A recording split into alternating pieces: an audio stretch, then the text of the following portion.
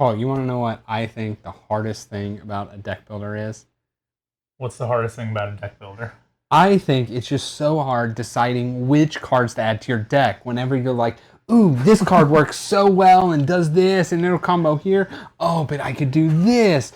Oh, but I could also just shed some cards. And there's just so many choices. And I think that is what I love about deck builders so much.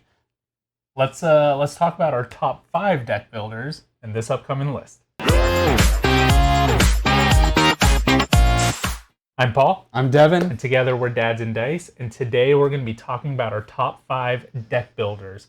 If you know anything about us, you know that this is probably Devin's favorite mechanic. Yeah, like super extremes here because I love deck builders. And this is probably one of my, I don't want to say least favorite, but it's at least one of the ones that I'm the worst at, right? It's down there. Almost any time we play a deck builder, you're like, nah. So, and I think it's because I want to like them. I'm just so bad at them. And then I'm on the polar, right? He's playing me, and I'm on the polar opposite. I love deck builders. Exactly. So we'll go ahead and get started here with our number 5. So for my number 5, this spot has always been Dominion, but it is recently and very recently been X'd and killed, and Dominion is trash because Edge of Darkness replaced Dominion for me forever. Now I know Edge of Darkness isn't a new game, but it's new to me, and I recently played it, and it is that same Dominion style deck builder, what I call a very classic deck builder, where you just have a market of cards, of static cards, and you buy them to build up your decks. But what I think Edge of Darkness does that is so much better is it is the card crafting system, trademark, copyright. And you start with basic boo-boo cards like you do all deck builders. But when you're buying stuff, you're actually sliding it into the sleeves with those, and you're making your cards better. But you are also making the deck of enemies also stronger, better because they are on the reverse side of the things you are sliding in. And to me, it is just this really neat, fantastic system. And I think, truthfully, I played it and I was like, man, I don't know that I can ever go back to just vanilla Dominion where I don't get to build out my cards and do these, what I think is really cool things. It's not really a slight on Dominion. I just think Edge of Darkness, so much better. Yeah, I thought that was a really interesting concept whenever it was brought up to us. And the thing that was really cool about that was you're building these cards, but they're not really just your cards, right? You can share them with other people. So when we got to play it with Joe, we laugh about it all the time. Joe he's famous for not really explaining the game all the way through. He just wants to get in there and play the game. And so he's like, here's your cards, and we just like souped them up, and it's like, and now they're everybody's cards. And it was like, oh, yeah, I would have done that differently. Pick these, slide them into your decks, And he's like, all right, and then give me your decks, and we're going to shuffle it together, and it's community. But it was a cool build. It was a cool way to do the deck building by crafting them, and then actually sharing the cards that you had. So solid pick there. Yeah. My number 5 game is going to be Great Western Trail. Kind of a lower spot for this, but Great Western Trail, it does it so well, right? There's a lot of different ways that you can play this game, right? You can go for your cowboys, you can go for your engineers, you can try to go for the buildings. But I really enjoy getting the cows. Every time I play it, I just want to get more cows. I just like having that deck of cows, just seeing them all out there whenever you get to Kansas City, hoping to have the variety of them so that you can sell them off. I know you play it completely different. You're gonna take those cows out back and get rid of them. But it just does it really well. I like the mechanic of just moving all along and stopping where you want to stop. You don't have to go to every building. And then of course you've got like Great Western Trail Argentina, New Zealand, which I haven't played yet. But they all just kind of tweak it just enough to make it a little bit different. And I've really, really enjoyed Great Western Trail. Yeah, so I totally agree with what you said there in that, you cannot buy cows and you can go a different route. But every time I've ever played and I have done buildings or I have done engineer, I've still bought some Yeah, cows. you're Like still you're gonna buy still some. going to buy some, or maybe you're going a different route and you're going to shed your deck. Mm-hmm. But you're still doing that deck building aspect, kind of no you're matter changing it in what way some you way, play, yep. even if it's not I'm heavy Cowboys and just buying all of the 5-point cows. But yeah, great pick there. That was our number 5s. Let's get over to the number 4s. All right, so for my number 4 deck builder, this should come as no surprise, at least making my list, and that is Clank. I absolutely love Clank. Yeah, of course. That is Lacey's number 1 game of all time. We have over the years bought everything for Clank, and I've not gotten tired of it. That is probably my most played game if you take out kind of a few niche exceptions in there. And I still would play it again and again. I have played it at 2 players, 3 players, 4 players. It doesn't matter the player count. I have a lot of fun. Every game is, even though like all games, same thing. I don't know. It's just fun doing the different things. And at this point, I think we have, I don't even know, 5 different boards, 6 different boards. I think 6 different including boards the legacy one that are all double-sided, not including the legacy one. Yeah, that are all double-sided, and you've got the water, the mummy's curse one, the spider web one, and the mining one, and the Temple of the Ape Lord, and they're just all, and then classic Clank, and then we'll play that one too. And now we have the asymmetric characters, and there's just so much to do, but. And I just love it every single time. At this point, our deck is like this big, and that to me makes it even better because it's just always so random of what I'm doing. And sometimes I'm going a strategy where I'm shedding all my Clank and tattling on other people. And sometimes I'm going in there guns ablaze and making tons of noise and Clank and rushing through to grab an artifact and hauling it out of there, hoping I don't die in the process. And I just love Clank. Yeah, great pick there, and I'll touch on that in a little bit.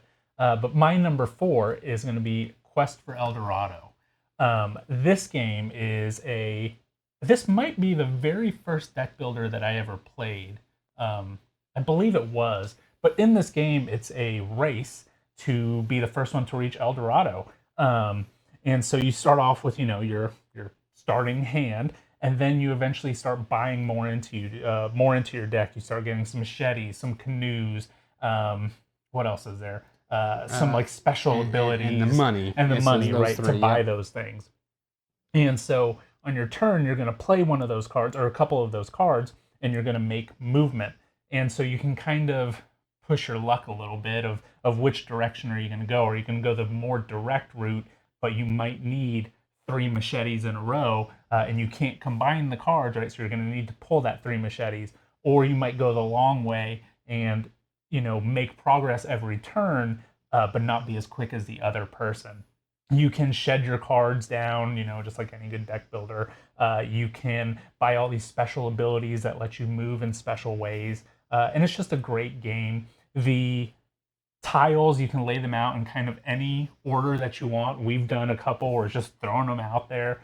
They have some like pre-designed ones for you to go. And the community has tons and tons that you can have they've customized and are really cool to check out. And I don't think you have the expansion. I don't actually. I've never played with the expansion, and the game is just awesome as it is. The replayability is there. Doesn't matter if it's with 2, 3, 4 people. It's just a terrific, awesome game. Yeah, that's a great pick. Lacey, if Clank's number 1, El Dorado is probably her number 2 favorite game. And that's Luna's number 1. That is Luna's number 1 favorite game. And so I have the original version of the game. They've come out with a newer one, and actually I think have 3, we'll call it micro expansions. I don't know that they have a full expansion. They have a standalone version, standalone expansion. But anyway, they got like 3 mini expansions. I don't even know what they add.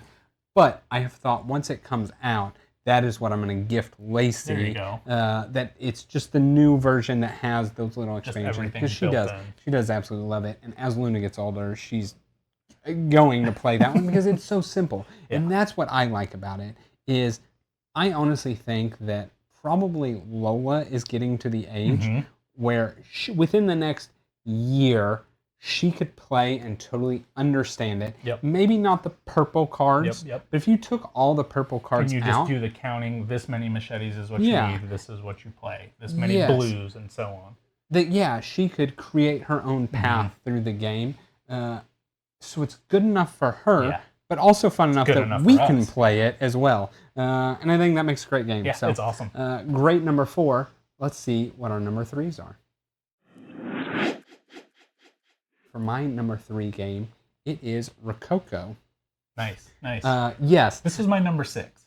Oh, it was the bubble game. 6, yes. Okay, yeah. Rococo, I think, is just fantastic. It is a deck builder about making dresses.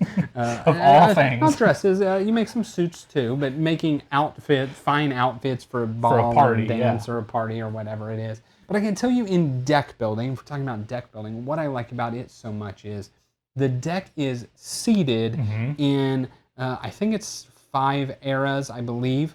So you know this range of cards to add to your deck are always coming out in the first 2 rounds, and then these are coming out in the second. The back of the rule book has a very handy chart of what it is, and so those cards build off each other very, very well. And you can't get them all. Typically, you can only probably get 1, maybe 2 around if you're lucky. But there's a decent amount of just card shedding, not like to the extent of I'm trying to make a fine deck, but it's, okay, I'm done with this starter card, this level era 1 card, and so I'm going to get rid of it because I'm getting the better cards. And it's just really neat. And then once you get to the kind of the final, and I don't know that they're called eras exactly, but those final rounds, you begin getting the victory point cards. And so the more you play it, or, you know, as I taught the game to Lacey, and I knew, I'm like, hey, pay attention to these victory points, because you can really build your entire game for that. I'm going to get this one that lets me have about a really big deck, or I can't even remember this one where it's about my placement on stuff. And it's just really cool. And then honestly, the actual, we'll call it board game part, I really liked. I don't typically go after, call it the area control, but it was just a neat way to do it. And the way it did income, so many things I like about this game. Fantastic. Yeah, so this one made my number 6 because I've only played it. I've played it way less than Great Western Trail, right? Yeah. And so I was trying to think about it, and I'm like, man, I don't really remember exactly what you were doing. But if I remember correctly, when you're getting the cards that go directly into your deck, which was something into your hand, yeah. And so that was something that a lot of deck builders don't do, right? So you get to use it immediately, and I really, really like that in that game, right? Because knowing me, I like to do stuff immediately, and if I have that option immediately, right, I'm not postponing it till later till I reshuffle or whatever. So that was something that I really, really enjoyed in that. And then go into the area control, right? You always see these area control games that are wars or whatever, and this is like, no, you want to have the most suits in this room, right? Yeah. You want the most suits and dresses in this room. You want to show that you are the best one in this area. So and then at the end, you have the grand finale with the fireworks. That's all the victory points that you're talking about. So the theme is just integrated really well. If you do play it though, I would suggest trying to play the newer edition, the Eagle Gryphon edition, because you've talked about some of the. It's weird. I haven't played the newest version. Only an assumption, but I'm going to assume they've balanced some of the dresses and suits, because I can think of a very vivid.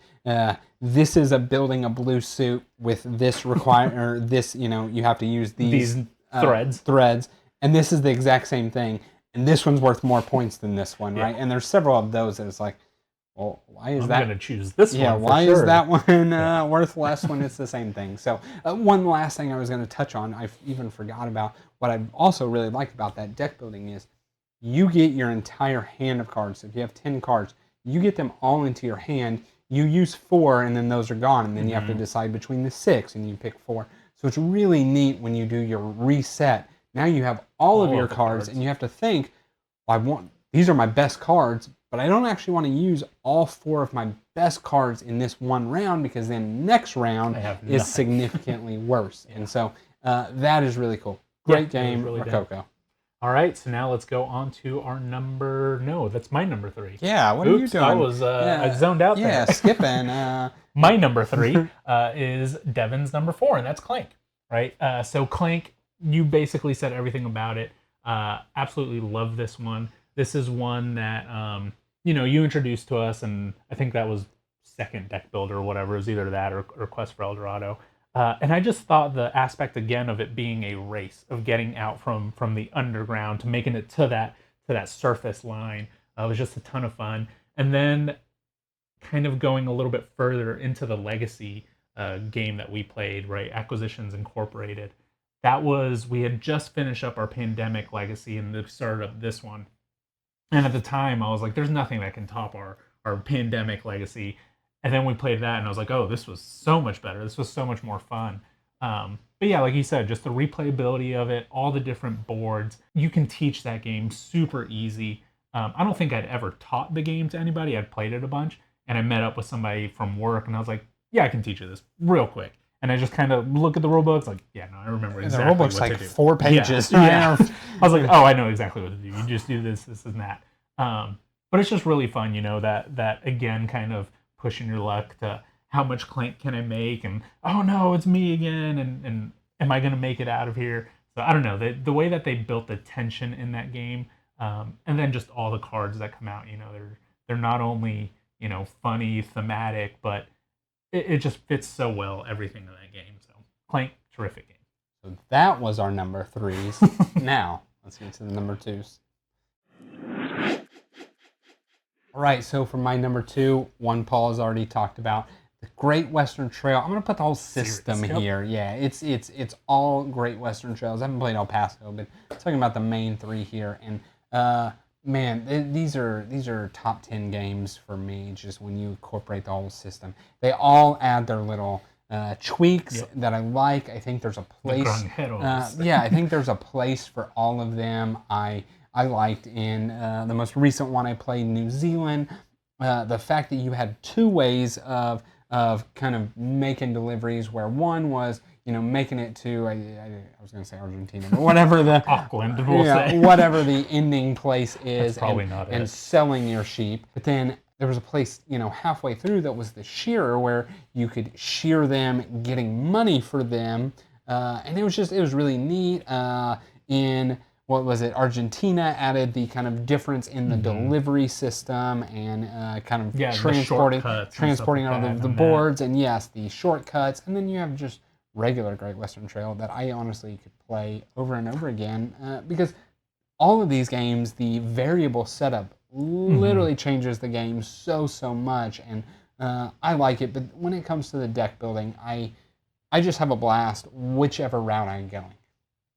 Buying a bunch of cowboys and just I'm getting all of these really expensive cows, and I'm making it to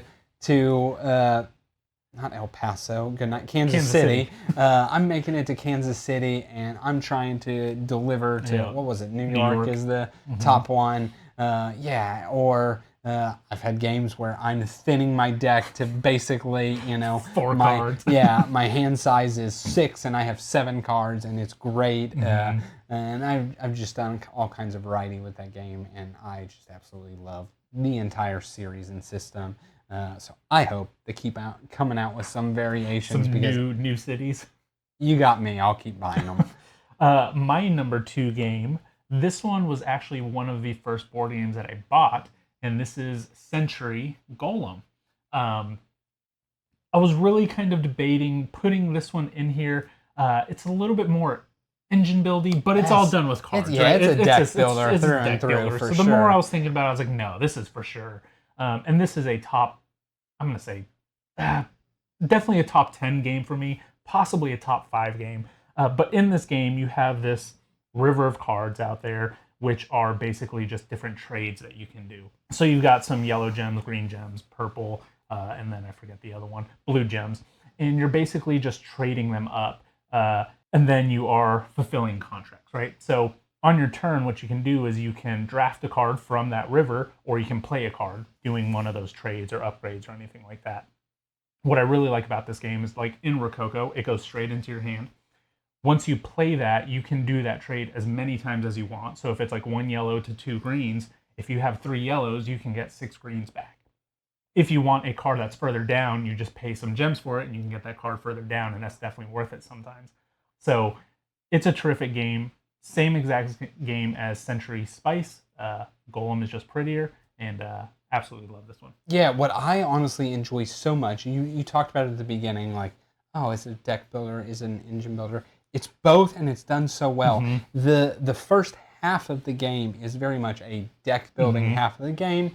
Nobody's really doing too much. Maybe you buy this golem, getting cards. But you're mostly getting cards. And then at some point it switches in there, and you have typically a 3 to 5 card engine that completely runs and self-sustains.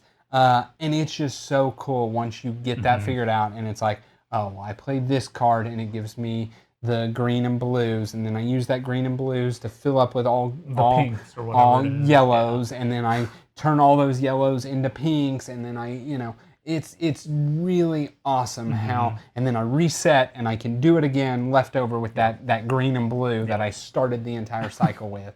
And that is just what I like is that seamless transition in the game from deck builder now it's go time to not having to do any more cards and let's run this. So yeah. What I absolutely love about it too, my favorite part, you can play that game 45 minutes, right? If somebody knows that game, it's literally just, I'm taking this card, I'm playing this card. It's not simultaneous, but it pretty much is. It's pretty dang quick, yeah. especially those early rounds of, where it's just I'm going to get this one, I'm spending a couple, I'm going to get this one, oh, that's the one I want. Yeah, it's awesome game. Very quick. So that was the number 2s. Let's get over to our number 1s. All right, so for my number 1 game, it is what I consider the Mac Daddy of deck builders, and that is Mage Knight.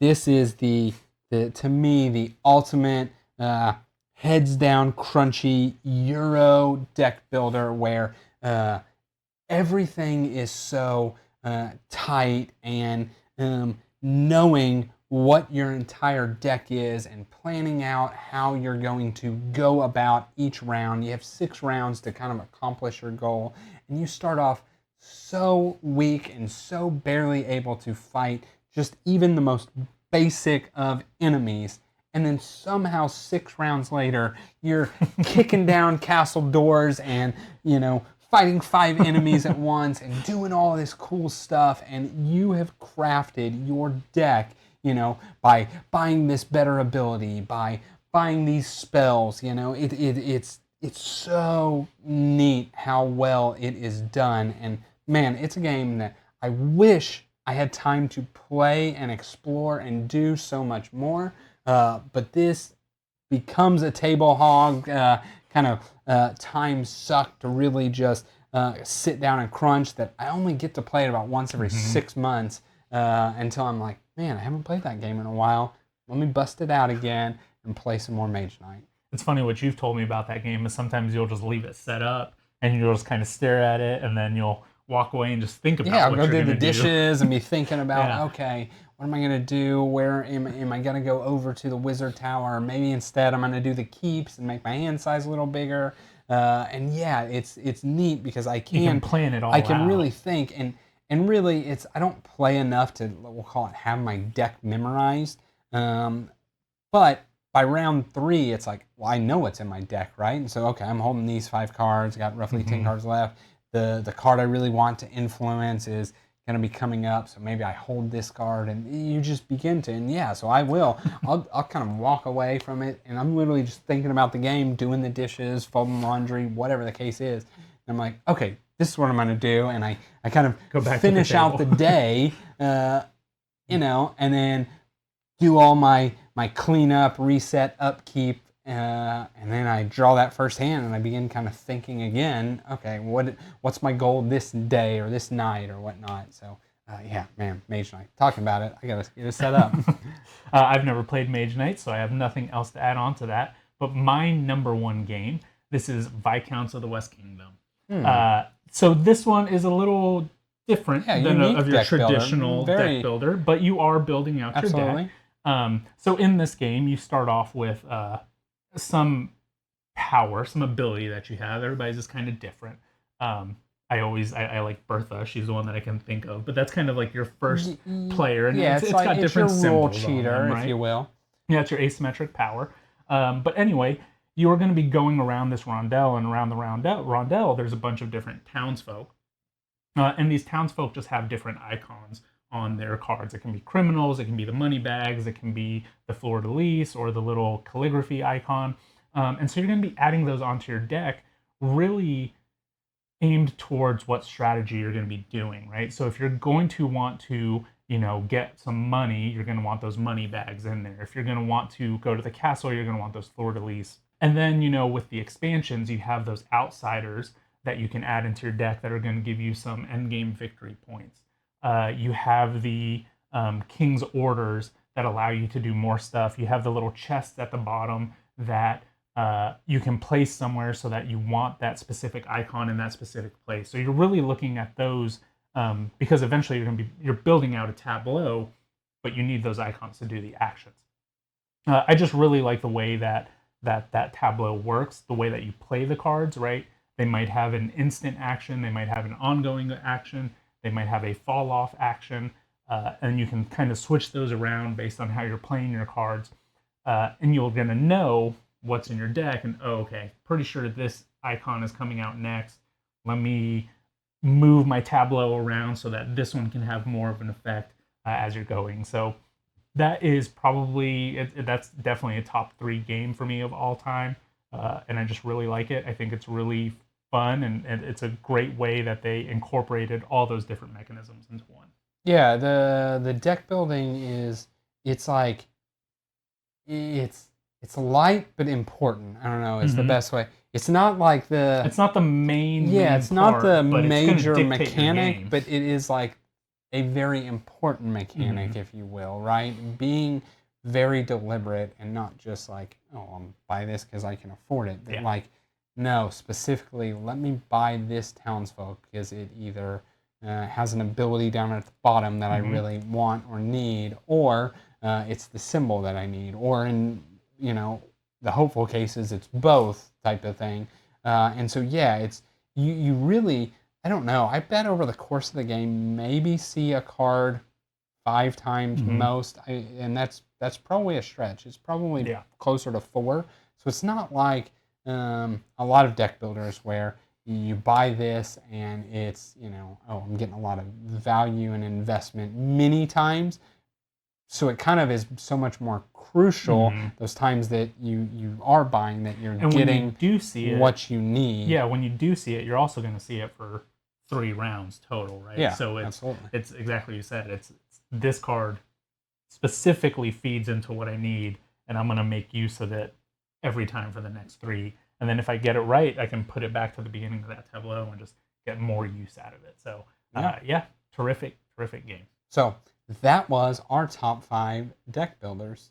In the comments below, tell us how wrong we are or how right we are. Tell me that I'm completely wrong about killing Dominion with Edge of Darkness, and I'll tell you you're wrong back, and you should play the game again. But tell me how wrong I am for putting Great Western Trail at number 5. That's a real tragedy for sure. That was a bubble line number 1 for me. Bursted your bubble there. Yeah. So anyway, tell us all that stuff in the comments below. But as always, please like, comment, subscribe. All those things help us, help our channel grow. See you on the next one.